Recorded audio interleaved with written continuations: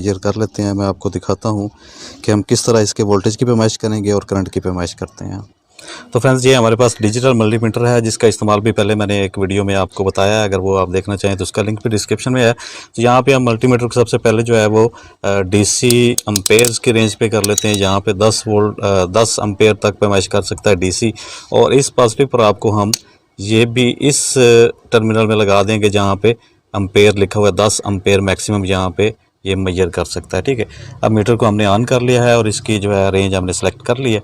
अगर आप clamp metre use करना चाहें तो उससे भी ये तमाम चीज़ें चेक हो सकती हैं।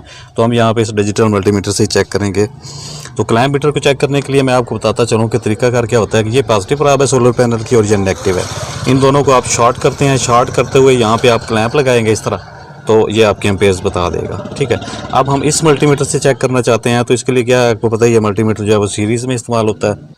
और प्राप्स लगाने से पहले मैं आपको बता दूं कि इस मीटर को 10 सेकंड से ज़्यादा जो है एम्पेयर चेक करने के लिए प्राप्स को करंट पे लगा के नहीं रखना। मैक्सिमम 10 सेकंड तक आपने इस प्राप्स को यूज़ करना है वायर्स पे एम्पेयर चेक करने के लिए। तो ये मल्टीमीटर की नेगेटिव प्राप है और ये पॉजिटिव प्राप है। तो हम क्या करते हैं, नेगेटिव प्राप को इस नेगेटिव वायर को नेगेटिव प्राप के साथ लगा देते हैं और पॉजिटिव को हम पॉजिटिव के साथ लगाएंगे और यहाँ पे हमारा मल्टीमीटर जो इसके एम्पेयर्स शो कर देगा।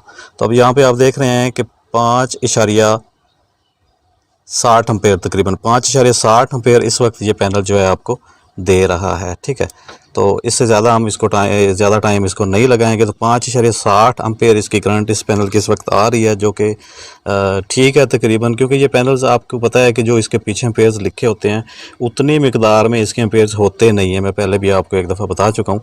इसके अलावा अब हम इसकी वोल्टेज पे मैच करेंगे। तो वोल्टेज पे मैच करने के लिए सिलेक्टर को हम जो है 200 वोल्ट डीसी पे रख लेते हैं, क्योंकि एम्पेयर्स इसके जो वोल्टेज होते हैं पैनल्स के, वो इसके ऊपर जो लिखे होते हैं वो 17-20 होते हैं, लेकिन इससे ज़्यादा भी हो सकते हैं। तो 20, 21, 22 जो है 19 वोल्टेज इसके आम तौर पे होते हैं। तो इसको हमने 200 वोल्ट डीसी की सिलेक्टर को इस पे कर लिया और इस प्राप को हम वापस उसी जगह पे लगा देंगे पॉजिटिव वाली साइड पे। ठीक है, अब इसके पॉजिटिव को पॉजिटिव और नेगेटिव को नेगेटिव के साथ लगाएंगे तो हमें इसके वोल्टेज का पता चल जाएगा कि इस वक्त ये कितने वोल्टेज जो है वो दे रहा है। तो इसकी प्राप्स को हमने लगाया तो आप देख सकते हैं मल्टीमीटर के ऊपर 19 वोल्ट इसके आ रहे हैं। थोड़ा सा करीब करके मैं आपको दिखा देता हूँ। तो ये देखें 19 वोल्ट जो है इस वक्त ये पैनल दे रहा है।